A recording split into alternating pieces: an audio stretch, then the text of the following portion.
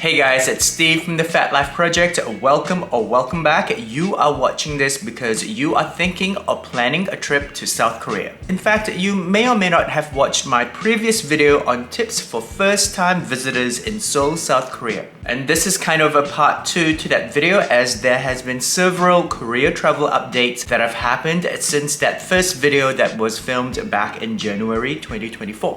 I also received quite a few comments on that video, Instagram DMs, and even emails with follow-up questions. I went through them, and guys, some of these are really good questions that I feel could benefit anyone who's planning a trip to Seoul, South Korea. And so I thought that I would do this video to answer all of them in one go. I'm also going to be covering topics such as new travel passes that have just come out and how you can find K-beauty products that the Koreans actually use despite any language barriers. Do note that this video is meant to supplement the first video, so if you haven't watched that yet, I've linked it in my description box. Head on over to watch that first. I will link this video at the end of that first video so that you can then come back over here after you've caught up. It promises to be a fantastic video, so let's get into it. Let's start off with this one. Thanks for the question, Joby, and I'm glad that I was able to convince you to make a trip to Seoul. You've asked a fantastic question. How can you get cheap flights to Seoul? Or there are several factors that need to be taken into consideration. As you quite rightly pointed out, there are several sites like Skyscanner, Kayak, and Expedia, but I actually personally find Google Flights itself to be quite helpful as well in terms of identifying cheap flight deals. The other thing that you might want to take into consideration is peak season versus low season for tourism. Typically, winter, which goes from December to around March, is considered to be the off-peak season, as the colder temperatures often keep tourists away. And as such, you're going to find not just flights but hotels to be at lower prices. I personally went in December last year, and while I'm not going to lie, it was absolutely freezing. Seeing the entire Seoul city decked out in Christmas decorations was unreal. And it was also the perfect time of the year for me to enjoy some of my favorite Korean staples, such as samgyetang, aka Korean chicken ginseng soup at Tuseokchun Samgyetang, and kalguksu, my favorite knife-cut noodles at Myeongdong Gyoza. Hey guys, Editing Steve here. The other thing I would recommend you do is to sign up for all the budget airline newsletters such as AirAsia, Virgin Airways, and Jetstar, so that you can be notified the moment any flights to Seoul go on sale. Assuming that you've sorted out your flights and you are now on your way to Seoul, we now need to talk about how you can get from the airport to Seoul City. First of all, I realized that I forgot to mention that there are actually 2 international airports in Seoul. There is the Incheon, which is more well known, but also there is a Gimpo International Airport. And whilst Incheon is more well known, Gimpo is actually much closer, as you can see on this map. It would take about 50 minutes or so to get from Gimpo to Seoul, and about 90 minutes to get from Incheon to Seoul. And thus, of course, if you are planning a trip to Seoul, obviously where impossible, try to land in Gimpo. Especially if you're planning to catch a cab to your accommodation, which, to be absolutely straight up, would be my recommended option if you're traveling with kids, elderly folk, handicapable people, or in a large group with lots of luggage. And it's not so bad cost-wise either. It would cost you about 50 to 55,000 Korean won if you're traveling from Incheon into Seoul, which works out to be about $40 versus about 35,000 Korean won, or around $27 if you're traveling from Gimpo into Seoul. Though bear in mind that these are the base prices. It's obviously going to cost you more if you plan on renting a jumbo taxi or deluxe taxi to fit all your family members or friends and to get that extra luggage space. Apart from cabs, you've also got the trains, aka the RX, and the Korean limousine buses that will take you from Gimpo or Incheon International Airport to various destinations in Seoul, which leads quite nicely into Vivian's question about Korean limousine buses. Yes, there are limousine buses that will take you into the city.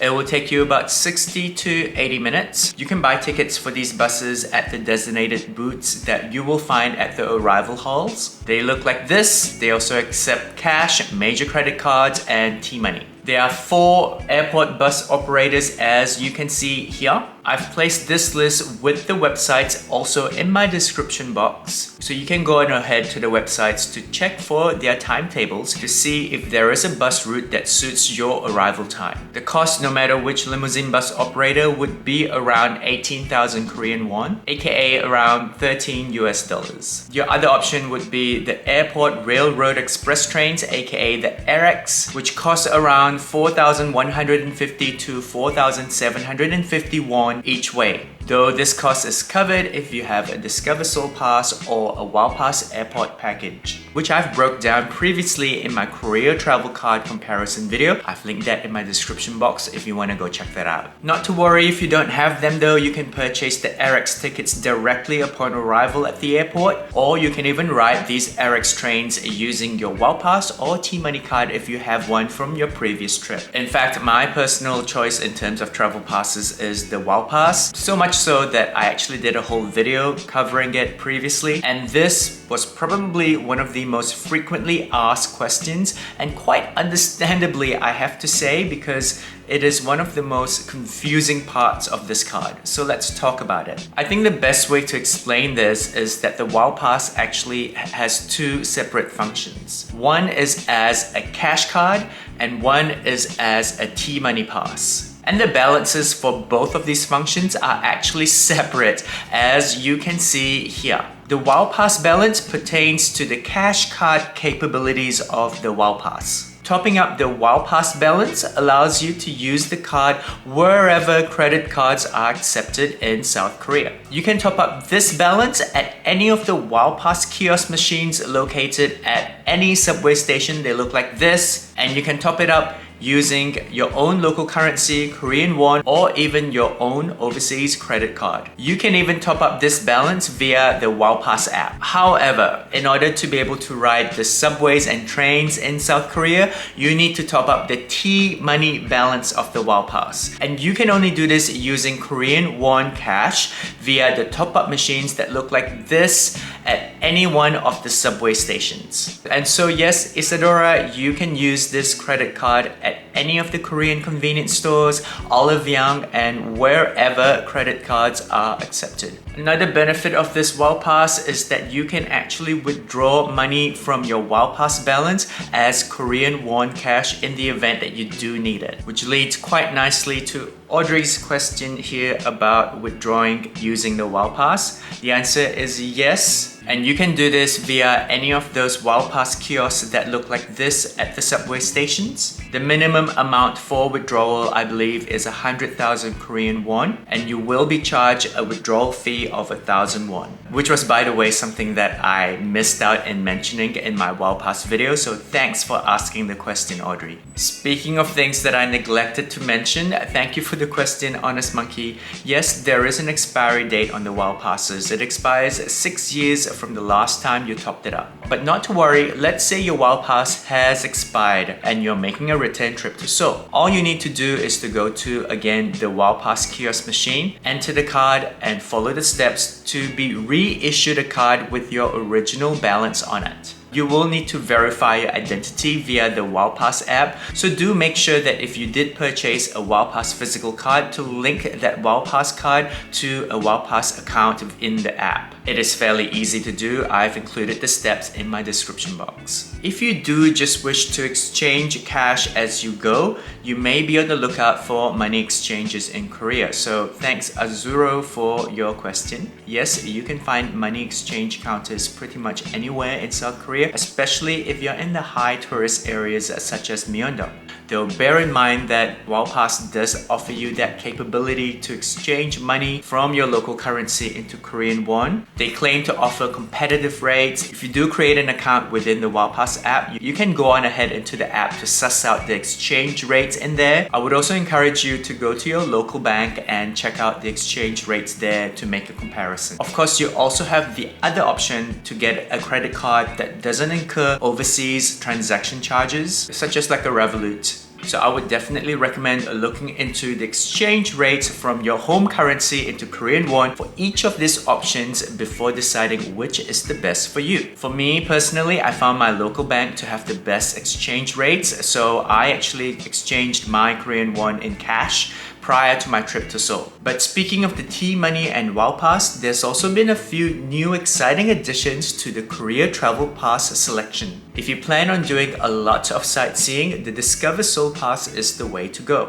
as it covers the entrance fee to over 70 attraction spots in Seoul. They used to have a 1-day or 24-hour pass, but I guess they must have worked out that 1 day is not even enough to make a dent in the 70 plus attraction spots that are covered under the pass, and so they have now upgraded the minimum pass to be 48 hours and have also added a new additional 120 hours, aka 5-day pass to the selection, as you can see on their website. But that's not the only exciting addition to the Korea Travel Pass ecosystem. The Seoul government has also introduced a Climate Card Tourist Pass edition, available in 1, 2, 3, 5, and 7 days, in which period you have unlimited access to all Korean subways and buses in Seoul. And so if you're planning to spend 7 days or less in Seoul, this climate card is the card to get, no question about it. You're not going to beat it price-wise. I've broken down the climate card in more detail in another video, which I've linked also in my description box if you want to go ahead and check that out.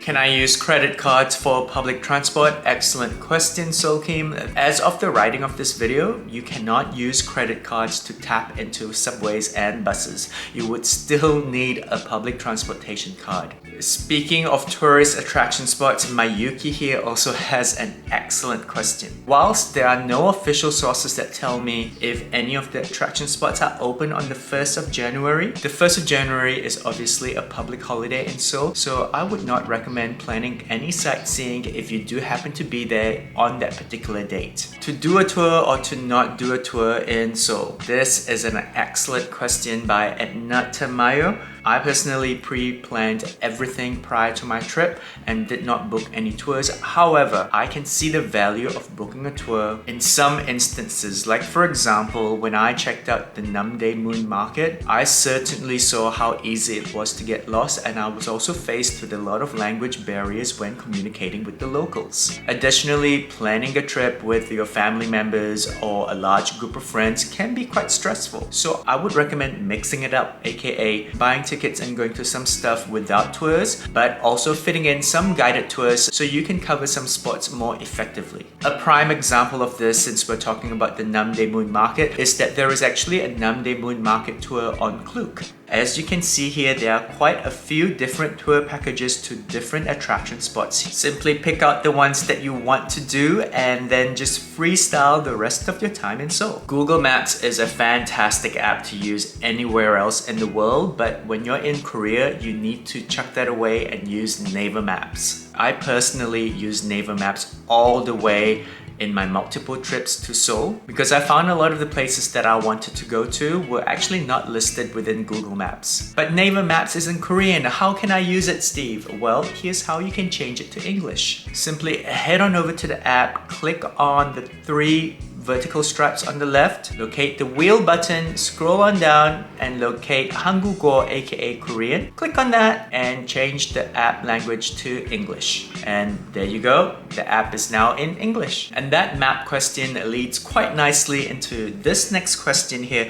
which is where do you stay when you're in Seoul? Thank you Edna and Sayuri for your questions. So did you know that you can create a list of the places that you want to see during your trip in Seoul, much like the Google Maps? For example, if I planned on visiting the Namdae Moon Market, I searched that up in Naver Maps. As you can see here, I have now located the Namdae Moon Market. I simply star that and add it to a list. Why is this important? Now that I've starred all the places that I want to visit during my trip in Seoul, I can then click on through to the map that shows me my location pins distribution, as you can see here. Generally, it is wise to pick your accommodation to be as close as possible to where most of the pins are distributed, because it obviously means that it's easier for you to thus get to all of these locations. But to summarize, if you are a tourist planning to check out a lot of the attraction spots, the 3 most popular areas to stay in would be Hyundai,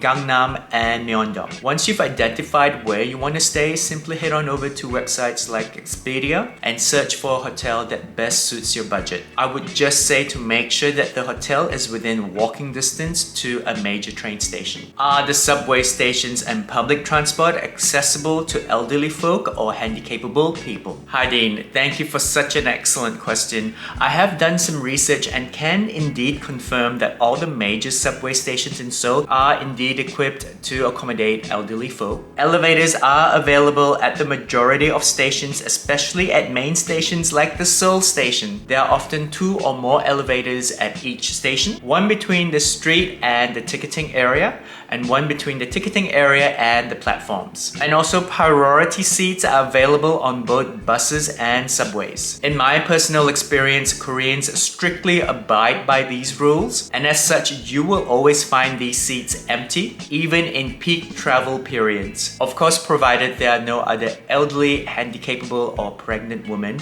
on the same ride. I've linked some additional resources in my description box if you want to go on ahead and check those out prior to your trip. I can only imagine how amazing it must be for you to be able to take your parents on a trip, and so I hope that you and your parents enjoy yourselves. And whilst catching public transport is still a fantastic option, Dean, you may also want to consider having the Kakaotaxi app handy in the event that you and your parents want to catch a cab. In the event that you and your parents want to catch a cab to get around Seoul. You most probably already have Uber on your phone, but when you're in Korea, I would also recommend you downloading the Kakaotaxi app. That leads quite nicely to this question here on whether or not I need to have a local number or a local credit card to use Kakaotaxi. The answer is no. You can actually register using your home phone number and link your home credit card to use the Kakaotaxi. It is fairly straightforward to register, so I do hope that this has served to address your question, Casey. Thank you for asking. Shopping for K-beauty products is an absolute must when you're in Seoul, South Korea, but one can easily be overwhelmed by the wide selection available everywhere from Olive Young to the Myeongdong shopping streets. So many brands, so many products to choose from. Where do you even begin? Well, there is an app called Hwahae that is mostly only known by Koreans, mainly because the app is only available in Korean language, that shows you all the top beauty products as rated by actual users of the product. It used to be hard for non-Korean users such as myself and maybe you to navigate this particular app because it is entirely in Korean. Of course, you can use Papago or Google Translate to navigate through the app, but it's still very clunky until quite recently. So Hwahae has recently rebranded from this logo to a more internationally accessible logo like this. But that's not the only exciting update. They have now extended their database availability to be available on a website browser. Now, why is this important, Steve? Because you can actually use your browser's translate capability to now view this database in English. As you can see here, you can view the top products overall or filter by product type. You can even view products by skincare concerns, age group, and many more. Let's say I'm after some sunscreen. By the way, Korean sunscreens are elite. If you haven't used it before, you must. I filter by sunscreen and voila, here are the top 3 sunscreens in Korea at the moment. There are pictures, and so I screenshot this and use this screenshot to hunt down the products. Honestly, this is a game changer and has saved me so much time whilst shopping at Olive Young. And so if you didn't already know this, you are welcome. Planning a trip to a country you've never been to before that speaks a language that you don't speak can often be quite overwhelming and stressful. I, of all people, do know this as I've been to Seoul, South Korea multiple times. That is why I previously did a video outlining all the tips that first-time visitors to Seoul, South Korea need to know before going. And so if this video has piqued your curiosity, do know that this is a part 2 to that video that I did. I'm gonna link that video in my description box and also at the end of this video so that you can go ahead and check that video out next. I do hope that you found this video helpful, insightful, and perhaps just a little bit entertaining. If it has been one of the 3 or any one of the 3, don't forget to give me a like and subscribe. It really does help appease the YouTube algorithm gods, but more importantly, it just makes my day as a content creator. Don't forget to also leave me a comment as I do love hearing from you. If you got to this point of the video, thank you so much for watching. I do hope that you have a fantastic day ahead or that you've already had a good day. As always, I will see you very soon in the next video. Ciao!